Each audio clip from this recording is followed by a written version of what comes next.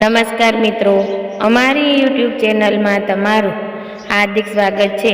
તો અમારી ચેનલમાં નવા હો તો લાઈક, શેર, સબસ્ક્રાઈબ જરૂર કરી દેજો। તો આજે આપણે તમને એક કહાની વિશે વાત કરીશું। તો ચાલો શરૂ કરીએ આજની આ કહાની। તો ધ્યાનથી સાંભળવા નમ્ર વિનંતી। કોઈ પણ મા બાપ માટે પોતાના બાળકોનો કરવો પડકારથી ઓછું નથી।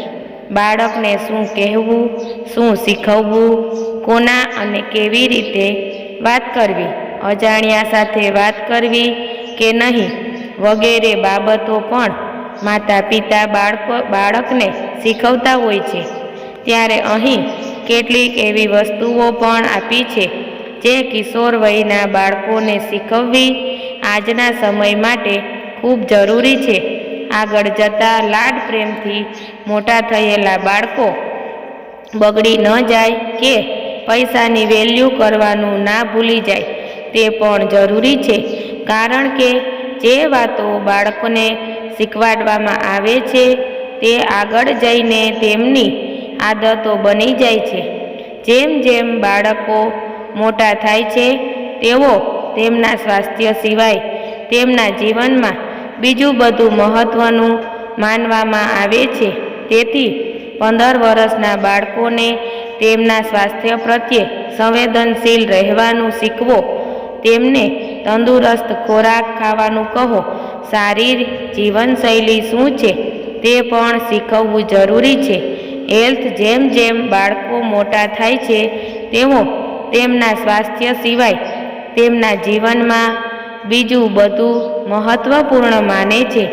તેથી 15 વર્ષના બાળકોને તેમના સ્વાસ્થ્ય પ્રત્યે સંવેદનશીલ રહેવાનું શીખવો, તેમને તંદુરસ્ત ખોરાક વિશે કહો અને સારી જીવનશૈલી શું છે તે શીખવો।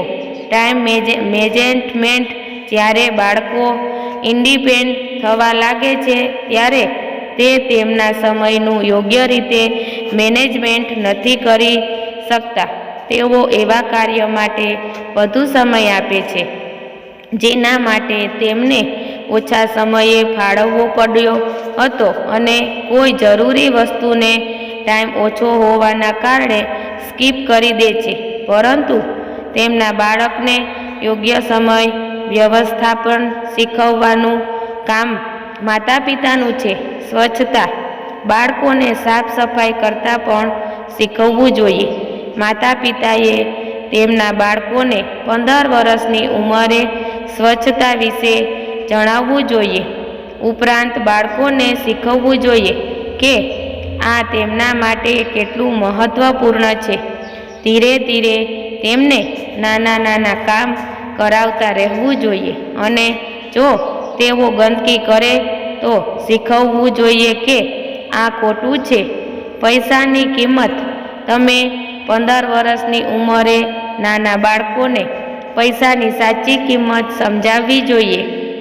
આ તેમના ભવિષ્ય માટે ખૂબ જ મહત્ત્વપૂર્ણ છે।